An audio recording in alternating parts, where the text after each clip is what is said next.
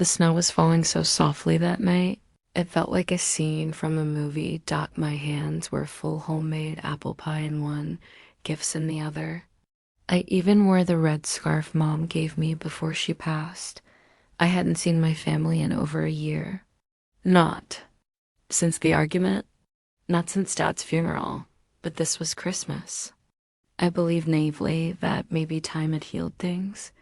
I knocked gently, heart pounding and when the door opened, it wasn't warmth that greeted me, It was my sister, Danielle. She stood in the doorway, wrapped in designer cashmere, sipping from a wine glass. She looked me up and down like I was the trash they'd forgotten to take out.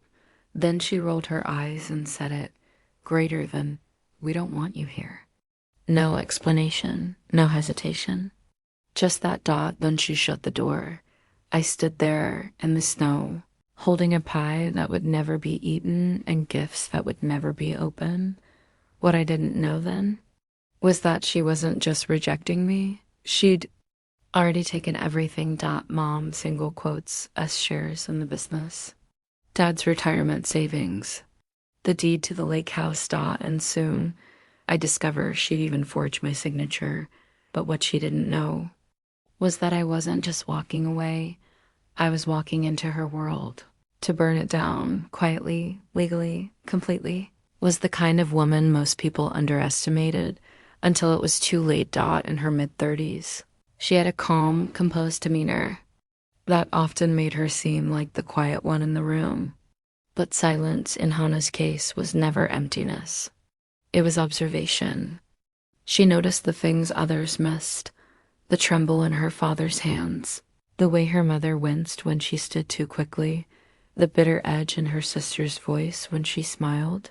Hannah processed the world not in volume, but in depth.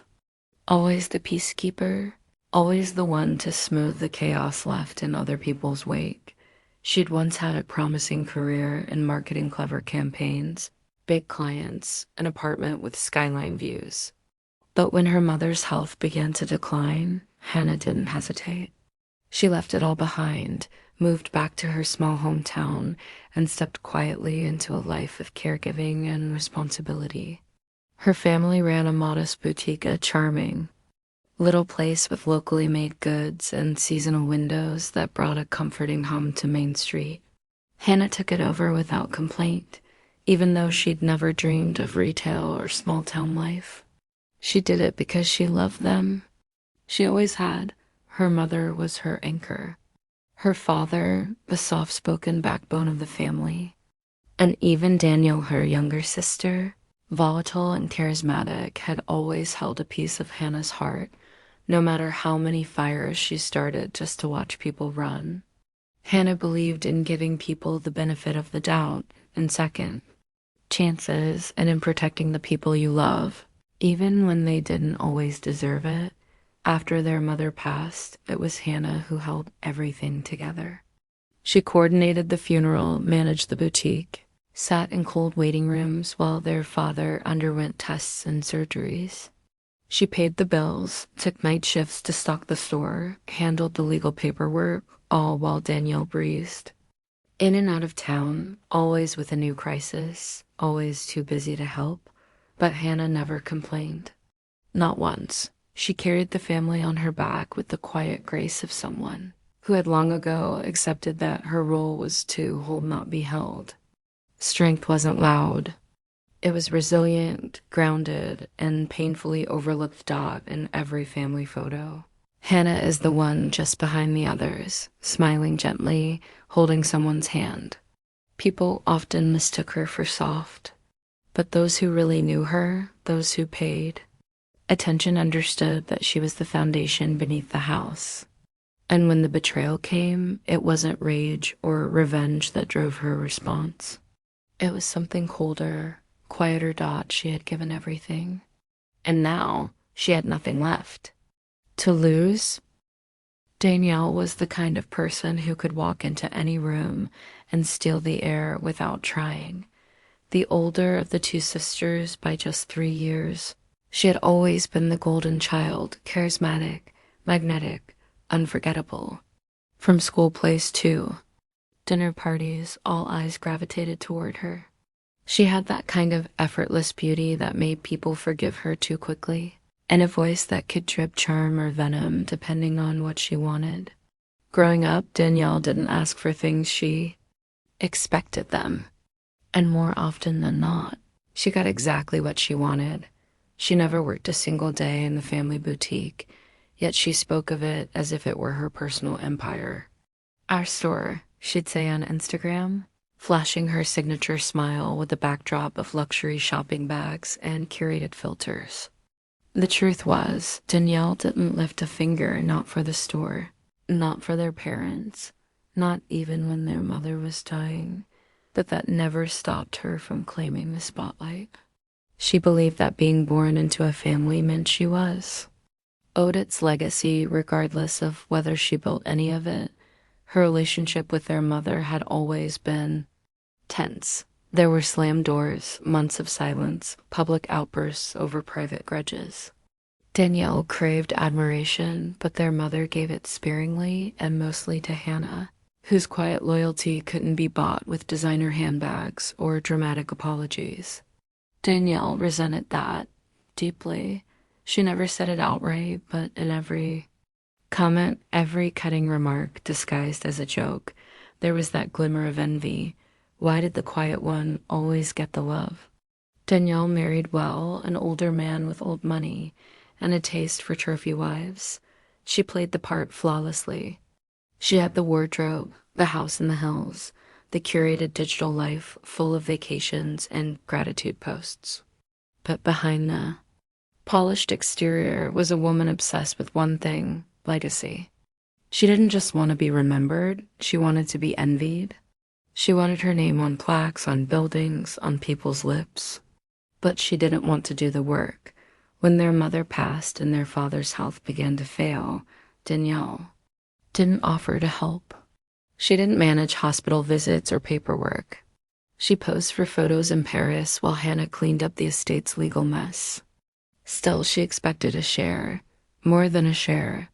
In her mind, the family name was hers to inherit, not Hannah's to preserve. To Danielle, life was a spotlight, and she was born center stage. She was the kind of sister who sent flowers to the funeral but didn't come to the burial.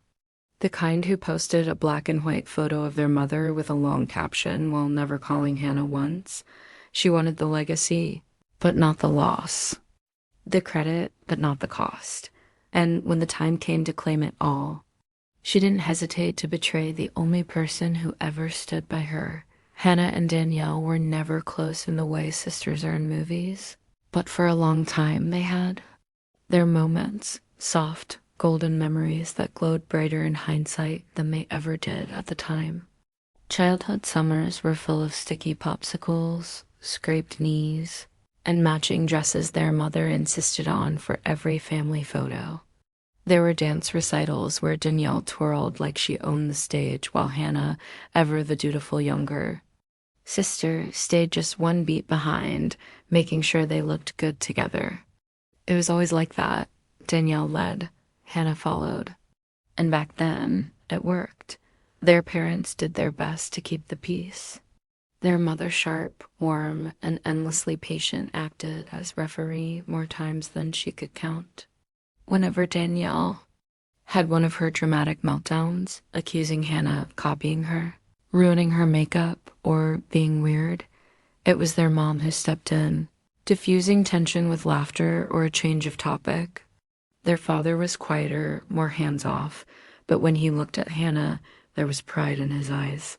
Danielle noticed that. She always noticed Dot as the girls grew into teenagers. The lines between them thickened. Danielle was effortlessly popular. She had boyfriends by freshman year, wore perfume before most girls even knew what it was, and lived for attention. Her room was a curated gallery of magazine clippings, fairy lights, and aspirations. Hannah's room was simpler bookshelves, art supplies her bed always made. She was grounded in a way Danielle never learned to be. Still, Hannah never envied her. Not really. She admired Danielle's boldness, even if it came wrapped in cruelty sometimes. And whenever Danielle would get dumped or flunk a test or slam a door after fighting with their mom, it was always Hannah who crept in with a glass of water, a bar of chocolate, or just quiet company. They weren't close, but Hannah tried. Then came adulthood, and whatever thread held them together began to fray. Daniel left first off to college, then quickly into a whirlwind marriage with a man twice her age and 10 times her net worth. She posted about gratitude and growth, spiritual awakenings, and luxury skincare, but rarely returned home unless it was for holidays, and even then, she arrived late and left early. Hannah, on the other hand, stayed. Not because she had no options, but because she felt responsible. Their parents were aging. The boutique needed help. There was work to be done, and no one else willing to do it. Their mother's illness changed everything. Danielle claimed to be too emotionally fragile to visit the hospital. She sent expensive flower arrangements and dramatic texts, but she never showed up. Hannah was there through it all, every late-night call, every hospice meeting, every unbearable moment of watching the woman who raised them fade away. In the end, it was Hannah who held their mother's hand as she took her final breath. The will was read quietly, without drama.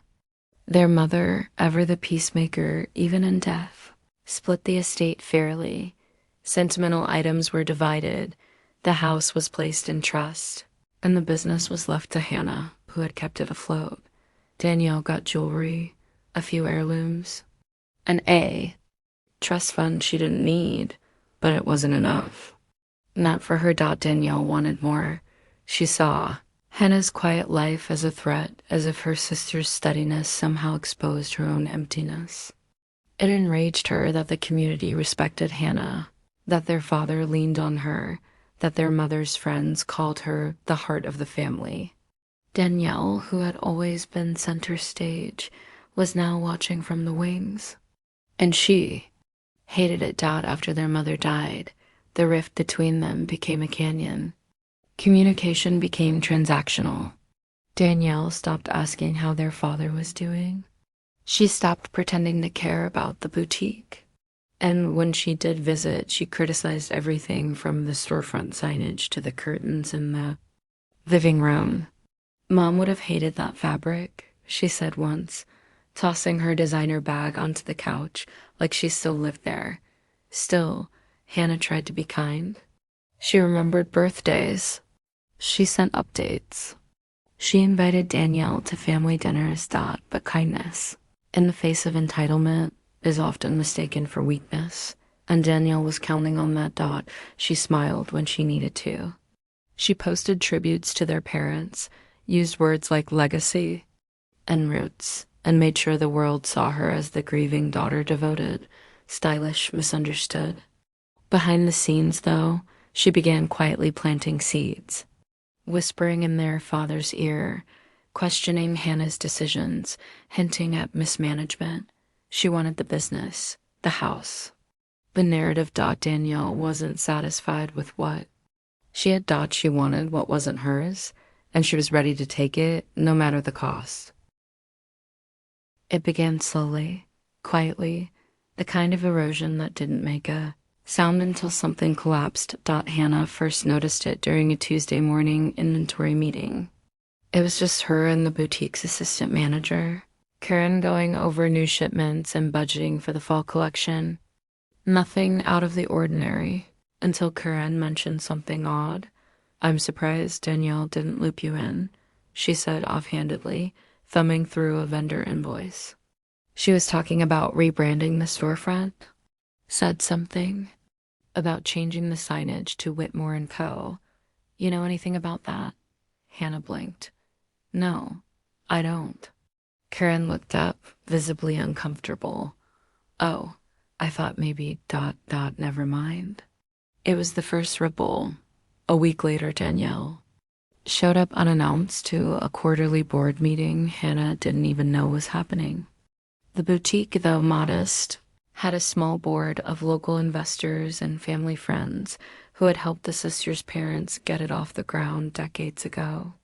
Hannah had always handled communications with them, sharing reports, updating them on sales trends, reassuring them of the store's direction. Danielle, by contrast, hadn't so much as sent a thank you card in years, yet there she was, gliding into the conference room in oversized sunglasses and a white cashmere coat, offering hugs and kisses as if she'd never left. She handed out glossy presentation folders filled with mock-ups of rebranding ideas, expansion plans, even a proposed partnership with an influencer friend. It was all style, no substance, but people smiled, nodded. Some seemed enchanted. "Where's Hannah?" One of the older board members finally asked. Danielle gave a soft laugh, tossing her hair. "Oh, she's around. We're dividing responsibilities now. She's more day-to-day operations. I'm focusing on the big picture." No one corrected her. When Hannah found out through Corinne again, she drove home with shaking hands. That night, she confronted her father. He was sitting in his recliner, a blanket over his lap, watching an old black and white movie. He smiled when she walked in, but there was a fog in his eyes she couldn't ignore anymore. "Dad," she said gently, sitting beside him, "why didn't you tell me about the meeting?" He blinked slowly. "The meeting?" "The board meeting." Danielle was there. She presented branding changes. A beat of silence. "Oh," he said finally. "She said you were too busy." "I thought you agreed." Hannah stared at him. "I never said that." His confusion deepened. "Well, maybe I misunderstood." It wasn't the first time his memory had slipped, but lately he'd seemed different, more suggestible, quieter. And now Danielle was spending more time at the house, bringing his favorite pastries, showing him YouTube videos, snapping cheerful selfies with him on her Instagram stories. She was laying the groundwork. The next sign came from Ilse, an old college friend of Hannah's who now worked at a boutique law firm. They met for coffee after months apart, and when Hannah casually mentioned Danielle's recent behavior, Elsie's expression tightened.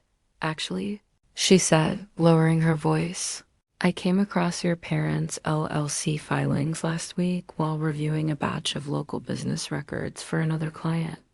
Something struck me as strange." Hannah frowned. "What do you mean?" "The company structure was updated recently. Very recently. There's a new operating agreement on file. Danielle's listed as co-director." Hannah nearly dropped her coffee. "I thought you might have signed off on it," Elsie said, "but your name only appears on the old agreement." "Danielle filed the new one with what looks like a signature from your dad." Hannah's stomach twisted. By the time she returned home, her instincts were blaring. She pulled up the boutique's digital records and tried to access the shared financial dashboard, a tool she used weekly to pay vendors, manage payroll, and handle taxes. Access denied. She tried again. Same result. Her login credentials had been deactivated. Her heart pounded as she opened the boutique's bank portal. The same message greeted her. Unauthorized access, contact administrator. She sat back in her chair, breath shallow, hands trembling. Danielle had taken control, quietly, strategically, and worst of all, she'd used their father to do it. Over the next few days, Hannah tried everything. She called the bank. They confirmed a new administrator had updated account access. She went to the county clerk's office. Sure enough, new documents had been filed under the boutique's name. Everything pointed to a shift in ownership structure, and it all seemed legitimate. On paper, Danielle wasn't stealing. She was restructuring. But Hannah knew what it really was. It was betrayal. And yet, she said nothing. Not yet. She needed proof. More than signatures and stories. She needed the full picture, because Danielle wasn't just trying to rewrite their mother's legacy. She was trying to erase Hannah from it entirely. It happened all at once, and yet not at all. That was the cruelty of it. Danielle didn't take a knife to Hannah's back. She used a pen. It began with paperwork, official-looking envelopes that arrived weeks after Hannah had already lost access to the business accounts. At first, she assumed it was a clerical error, a miscommunication, maybe a temporary restructuring until their father felt better. But as she flipped through the documents, her stomach turned. They weren't business updates, they were termination notices filed under the boutique's LLC. Danielle had submitted legal documents to remove Hannah from her role as managing partner. The justification: irresponsible financial conduct, disregard for fiduciary duty, mental instability. Words that didn't just sting, they felt like poison. Words that came with legal teeth. Hannah blinked at the page that claimed she had willingly relinquished her stake in the company. Her signature stared back at her in delicate blue ink. Except she hadn't signed it.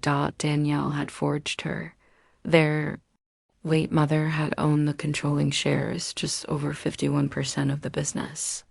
When she passed, she left those shares in a trust, to be split evenly between her daughters when their father could no longer serve as executor. But somehow, those shares had been voted on, assigned, transferred. And Hannah wasn't part of the process. That's when the lawyer confirmed the unthinkable. Danielle had filed a document claiming Hannah had declined her inheritance from their mother's estate, surrendering her voting rights in the company. And their father, now in cognitive decline, had been convinced to sign off as sole authority. But Danielle wasn't finished. She sold the lake house. It was their mother's favorite place in the world, modest, cozy, with the chipped blue shutters and mismatched furniture that made it feel like summer, even in November. It had been in the family for nearly 40 years, and though the house wasn't worth much in money, it was everything in memory. Hannah found out from a neighbor who called one morning asking why movers were clearing it out.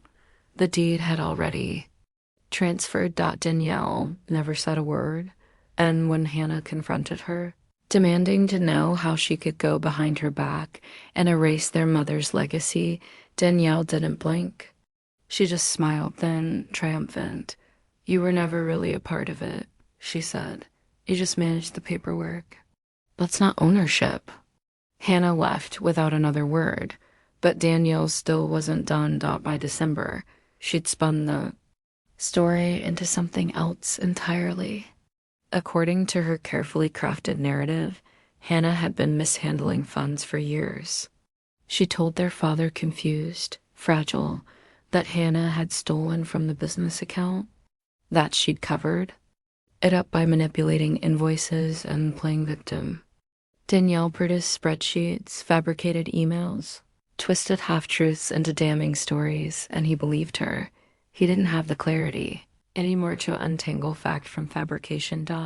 He just trusted the daughter who smiled more. Christmas Eve was the final blow. The boutique always held a private holiday party for family and staff, small, warm, full of wine and laughter. It was the first year without their mother, and Hannah showed up with trembling hands, trying to hold the tradition together. She shouldn't have come. As she stepped into the room, conversations fell quiet, eyes turned. People she'd known for years, vendors, employees, neighbors, suddenly looked uncertain. Danielle was already there, standing by the fire in a red designer dress, drink in hand, smile too wide. "I wasn't sure you'd come," she said, loud enough for everyone to hear. "After everything," Hannah blinked. "What do you mean?" Danielle tilted her head, feigning sympathy. "You've been removed from the company. You know that, right? You're not on payroll. You shouldn't be here." Gasps, murmurs. Corinne, the assistant manager, looked stunned. "Wait, what's going on?" Danielle stepped forward, voice sugary sweet. "I'm sorry, everyone. This isn't the time or place. But Hannah has been struggling. And unfortunately, we discovered financial irregularities. We had to act for the good of the business." The room went still. Hannah felt her throat close. It wasn't just humiliation. It was exile. Someone tried to speak up, an old employee who had worked alongside Hannah for years, but Danielle was quicker. She placed a hand on their father's shoulder, who stood silently beside her, looking tired and unsure. "She stole from us," Danielle whispered. "Dad knows."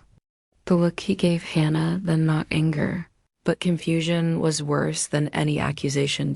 In front of everyone. Danielle leaned in and blocked Hannah's access to the boutique's family account in real time. Hannah's phone buzzed with a notification. "Your login session has expired. Contact your administrator." She was erased. She walked out without saying a word. She didn't argue. She didn't cry. She didn't plead. She vanished. No texts. No calls. No social media. No goodbye. Hannah disappeared like a ghost slipping out of her own story. But silence wasn't surrender, because, wow, Danielle had spent her whole life chasing legacy. Hannah knew something deeper. Legacy isn't built by stealing a name. It's built by surviving the loss of it and then writing your own. Hannah didn't scream. She didn't fight. She vanished, yes. But only from view. In the days that followed her public exile, she rented a small apartment 2 towns over. She left her name off the buzzer, paid everything in cash. And while Danielle basked in her Pyrrhic victory hosting boutique, influencer nights, and posting new beginnings selfies, Hannah got to work. She started with a forensic auditor. His name was Glenn. Quiet, clinical, the type who spoke and clipped syllables and moved like a man who preferred numbers to people. He came recommended through Elsie, the lawyer friend who had warned her months before. Glenn didn't ask questions about drama. He wanted to access bank statements, tax filings, internal memos, anything she could get. Hannah, despite being shut out of the current system, had backups, external hard drives, old passwords that Danielle had forgotten about, archived folders with years of receipts, emails, client list. And Hannah had something Danielle DIDN, single quotes T.memory. She remembered every payment, every vendor, every line item. Danielle had operated on charm and arrogance. Hannah had built the books. Glenn worked like a surgeon. Within a week, he flagged inconsistencies. Within 2, he built a case. "Your sister's husband," he said one evening, spreading out documents across her kitchen table, "has been using your boutique as a shell." Hannah blinked. "What?" "False invoices. Padded expenses. Multiple large withdrawals labeled as event expenses, none of which happened. Those funds were rerouted through a consulting firm under your brother-in-law's name. The boutique paid it, thinking it was legit. But the consulting firm? It's fake. The money's gone." Danielle had turned their mother's legacy into a front for laundering. And no one had noticed because no one was looking. The boutique was small, quiet, a family-run place with just enough revenue to fly under every radar. Until now, Hannah said nothing. She simply stared at the document. Then she opened a drawer and pulled out a box, an old leather-bound binder her mother had kept, full of business papers and handwritten notes. It smelled like cedar and perfume. Buried in the back was the original company charter, and that's when Hannah found it. A clause her mother had insisted on including, even after lawyers told her it was unusual. It stated that in the event of an ownership dispute not resolved by the primary shareholders, the company's legacy clients, defined as those who had supported the boutique for over 20 years, could be called upon to vote.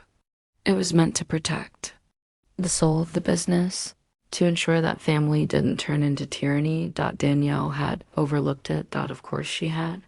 Hannah smiled for the first time in weeks. She made her list carefully. 27 clients who had been with the boutique from the beginning. Women who had attended her mother's baby showers, funerals, and Friday wine tastings. Former teachers, local seamstresses, retired nurses. Hannah met each of them in person, sat with them, told them everything, not just about Danielle, but about the betrayal, the forged documents, the manipulation. She showed them Glenn's findings. They asked questions. They cried. They voted .20-5, voted for Hannah .2. Abstained. Not a single one sided with Danielle. With the vote in hand and the clause invoked. Hannah returned to the county registrar's office. A quiet war unfolded in the shadows of legal procedure. Danielle's lawyers sent letters. Hannah's team sent evidence. The IRS received a quiet tip. Then came the public audit. It wasn't just Danielle's fabricated invoices, it was her husband's entire web of fraudulent accounts. The consulting firm was exposed. Danielle was named in multiple filings. Whispers turned into stories. The boutique's Instagram, once flooded with smiling selfies and curated captions, went dark, then private, then deleted. Danielle was ousted. Publicly. Legally. Permanently. Within a month, Hannah reclaimed ownership of the business. Employees returned. Vendors offered discounts. Even the sign was replaced, not with anything flashy or new, but with her mother's original gold-lettered script, Whitmore Boutique. No and Co. No branding tricks, just legacy and the lake house. Danielle had forged the sale, but the title, as it turned out, had never been properly transferred. The buyer, a shady LLC tied to her husband, had failed to complete escrow. The deed was still in Hannah's name, legally, fully. Danielle hadn't stolen it. She just packed it up like she had. Hannah stood on the porch one last time, listening to the wind rattle the shutters. Then she made a phone call. The next month, Whitmore Lake House opened under new ownership. It became a women's recovery shelter offering counseling, temporary housing, and a space for women rebuilding their lives after betrayal, abuse, and abandonment. Hannah paid the first year's operating costs anonymously. No plaque, no press. Just peace. When Danielle was subpoenaed by the IRS, she claimed innocence. Her husband disappeared, rumored to have fled to the Caribbean. She filed for divorce shortly after, but the damage was done. The boutique community turned cold. Former friends unfollowed. Her name became synonymous with fraud in a town where reputation had once been her entire currency. She tried to post a redemption story, one of those cheery-eyed, lessons learned videos. No one cared. And Hannah, she didn't return to Instagram. She didn't need to. She ran the boutique quietly, just like before. She trained young women in bookkeeping. She offered internships to those no one else would take. She brought back her mother's Friday night wine gatherings. The place smelled of cedar and lilac again, and she never spoke of revenge because it wasn't revenge. It was restoration. Poetic, deliberate, and devastatingly final. Her silence had never been weakness. It had been a strategy. Danielle vanished from the social circles she once ruled like royalty. The woman who once posted 3 times a day morning affirmations, designer brunches, curated grief, now lived in digital silence. Her Instagram was scrubbed clean, then quietly deactivated. Her husband's financial crimes became tabloid gossip, and the boutique scandal, once considered too local for serious attention, spread like wildfire. Turns out people love to fall from grace, especially when it involves champagne lies and hand-stitched betrayal. The marriage crumbled. She filed for divorce the same week her husband was indicted. His assets were frozen, his account seized. Danielle was left not just socially exiled, but financially vulnerable for the first time in her life. Those friends who once tagged her in lavish rooftop parties and invited her to charity galas, gone. And Hannah? Hannah didn't post about it. She didn't attend the court hearings or send sarcastic messages or revel in the downfall. There were no "I told you so" texts, no final confrontation, just a quiet rebuilding. One brick at a time, she rebranded the boutique, not with neon signs or influencer collabs, but with purpose. She chose her mother's maiden name, Langford Mercantile. Elegant, rooted, honest. The storefront now displayed a new mission painted on the window. Where legacies begin again. Hannah introduced Saturday workshops for women, courses in entrepreneurship, financial literacy, and small business operations. She partnered with local shelters and transitional homes, offering job placements and internships. She didn't just sell clothes. She gave people tools to clothe themselves in dignity. Women from broken families, women with silent scars, women who, like her, had once believed that being overlooked meant being powerless. They came. They stayed. They bloomed out Langford. Mercantile wasn't just a business anymore. It was a lighthouse. And Hannah, quiet, steady Hannah, became the keeper of that light. She didn't talk about the past. Not publicly. Not even when journalists reached out with offers to tell her side. She declined every time. Her side wasn't a soundbite, it was a legacy. And legacies speak for themselves. Her father, now in full-time care, sometimes mistook her for his wife. Hannah never corrected him. She just held his hand and told him stories from the boutique, from the lake house, from the summers when everything still felt whole. Danielle never visited him, not once, and still. Hannah never spoke her name. On a cold autumn morning, one of those days when the air smells like memory, Hannah pulled on her coat, grabbed a small red scarf from the back seat, and drove to the cemetery. The wind tugged at the trees, dry leaves skipping across the stone path like whispers. She walked with purpose, but not urgency, her boots crunching softly beneath her. At the far end of the cemetery, beneath a tall oak, sat a modest headstone carved with ivy. Marian Langford Whitmore, beloved wife, fierce mother, honest hands, Hannah. Knelt beside it. She didn't cry. She just breathed, the way her mother once taught her to, deep-rooted, present. Then she pulled the red scarf from her pocket. It had belonged to her mother, worn every winter, still carrying the faintest scent of lavender and cedar. Carefully, reverently, she draped it over the headstone. I kept it going, she whispered. I didn't let them bury what you built. She sat in silence for a long moment, eyes closed, letting the wind tug gently at her hair. Then came the final words, not loud, not bitter, just clear, greater than they tried to silence me. But all they did was give me the final word.